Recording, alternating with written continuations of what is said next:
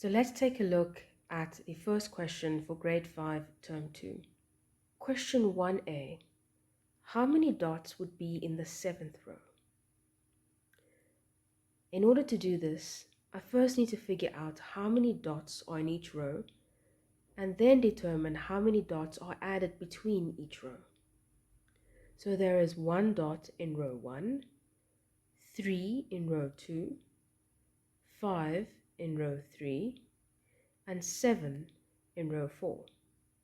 Therefore, I'm adding 2 dots between each row. In order to determine how many dots would be in the 7th row, I need to figure out what the rule for this geometric pattern is.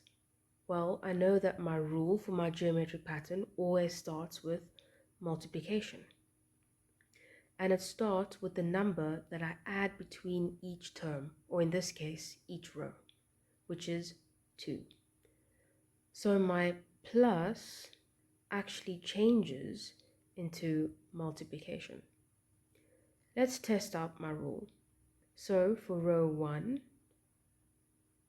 my rule would be 1 times 2, which equals 2. But I've only got 1 dot in row 1. Therefore, I still need to subtract. Therefore, my rule would actually be times 2 minus 1. Let's see if this works.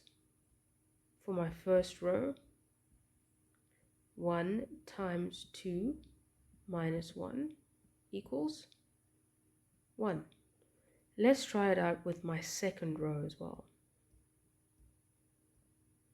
2 times 2 minus 1 equals 3. And yes, I've got 3 dots in my second row. So I think that my rule is good to go. So my rule is term number, or in this case, row, times 2 minus 1. So let's find out how many dots would be in the 7th row. I substitute my row number with 7 times 2 minus 1, which would give me 13. Therefore, there would be 13 dots in the 7th row. Well, what about the 20th row? Once again, I just substitute my row number into my rule. So that would be 20 times 2 minus 1, which would give me a 39. Therefore, there are 39 dots in the 20th row. 39. Let's look at question 2. Once again, I have a geometric pattern. The question: to see people at his party, Justin makes one long table by joining a number of small tables as shown. Each small table can seat 2 persons, plus 1 at each end of the long table. How many people can be seated at 20 small tables? Let's label our geometric pattern. Term 1, term 2, and term 3.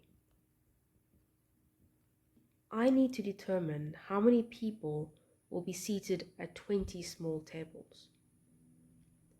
So let's see how many people are added between each term. At table 1, I have got 4 people. At table 2, I have 6. And at table 3, I have 8. Therefore, how many people are added between each term? That's correct. It's 2.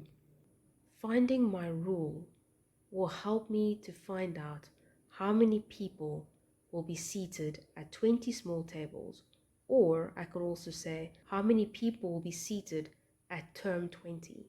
We know that our rule for geometric patterns always begins with multiplication, and the number that I'm multiplying by is the number of people that I add between each term, which is 2. Now I need to check my rule. Term 1 would be 1 times 2, which gives me 2. But I know that I have 4 people at term 1. So what step do I still need to add? Yes, I still need to add 2 to my rule. Therefore, my rule should be times 2 and plus 2. Let's see if my rule works. Let's try it out for term 1 again. 1 times 2 plus 2 equals 4. Let's double check and do the same with term 2. That will be 2 times 2 plus 2, which will give me 6. I think our rule works. Now I need to find out how many people will be seated at 20 small tables. Therefore, what do? Yes, I substitute 20 into my rule. Therefore, it would be 20 times 2 plus 2. And that gives me 42. Therefore, at 20 small tables, I can seat 42 people. Let's look at the second part of my question. If Justin invites 58 people to his party, how many small tables does he need? This is easy because we already have our rule. Times 2 plus 2. So what do I need to do to figure out how many tables he needs for 58 people? Well, essentially, I need to figure out what my term number is. What do? If you said that I do my inverse, you're 100% correct. So let's do that together. 58 minus 2 and divided by 2.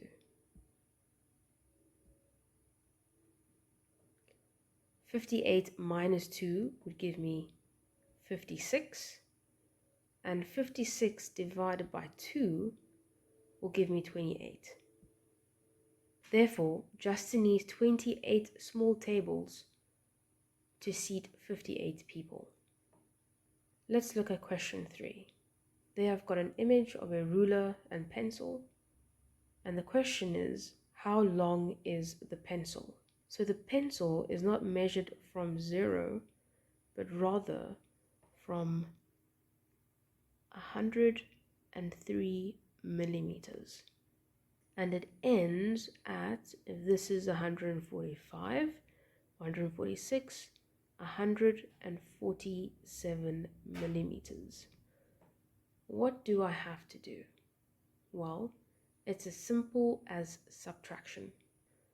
147 minus 103. 7 minus 3 is 4. 4 minus 0 is 4. And 1 minus 1 is 0. Therefore, and let's not forget, the length of the pencil is 44 millimeters. Now we move on to question 4. And I've been asked to complete the flow diagram. This flow diagram has 2 rules. Could you figure them out? What do I have to do to 3 so that it becomes 6? Well, I could plus 3 or I could times 2. And what do I have to do to 6 so that becomes 18? Well, I could plus 12 or I could times by 3. Let's see which rule works for my input of 4. So 4 plus 3 is 7. Therefore, I don't think that plus 3 is going to work. Well, what about my second rule, times 2? Let's see if that works. 4 times 2 gives me 8. Therefore, my rule would be times 2. Let's figure out the rule for the second part. 8 times 12 is 20, not 24. What about 8 times 3? Well, 8 times 3 is 8, 16, 24. Therefore, my rule would be times 3. Let's complete the flow diagram. 5 times 2 gives me 10, times 3 is 30. Now, I've only been given my middle answer, 16. What do I do now? If you said do the inverse, that's correct. Therefore, 16 divided by 2 would give me 8. 16 times 3 is 48. Let's move on to question 5. A boxing match has 12 rounds of 3 minutes each, and there is a minute break between each round. How long does the match last if it lasts the full 12 rounds? Because this is a word problem, I need to write a number sentence. So let's gather all my information. I know that there are 12 rounds, and each round is 3 minutes long. Therefore, what operation would I have to do? Multiplication, that's correct. What about the second part of my question? And there is a minute break between each round. Would it be correct to say 12 times 1? Are there 12 breaks between each round? If you said no, well done.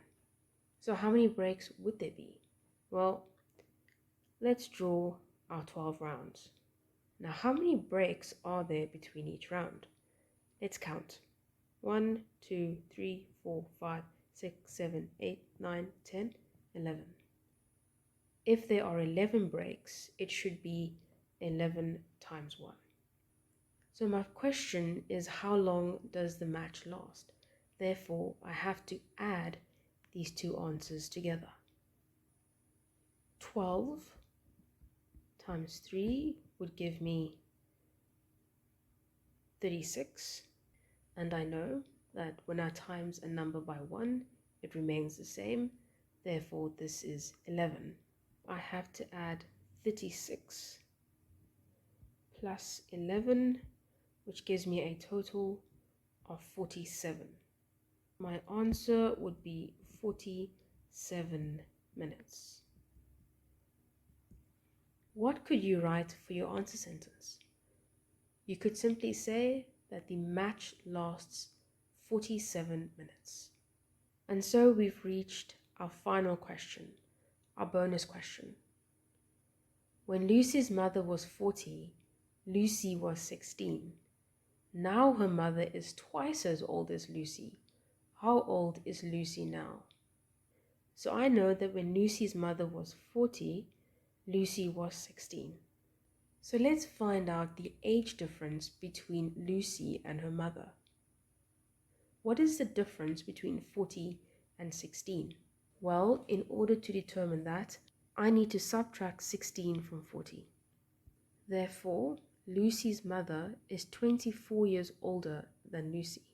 The second part of the question says, now her mother is twice as old as Lucy. How old is Lucy now? Now let's find out the current age of Lucy's mother.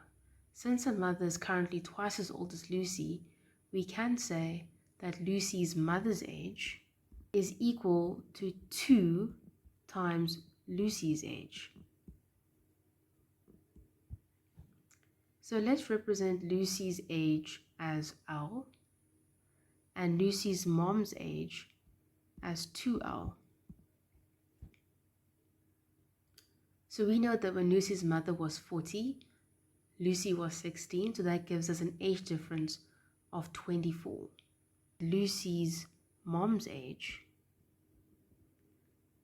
minus Lucy's age is equal to 24.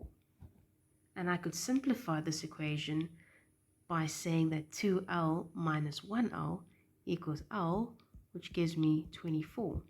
Therefore, currently, Lucy is 24 years old.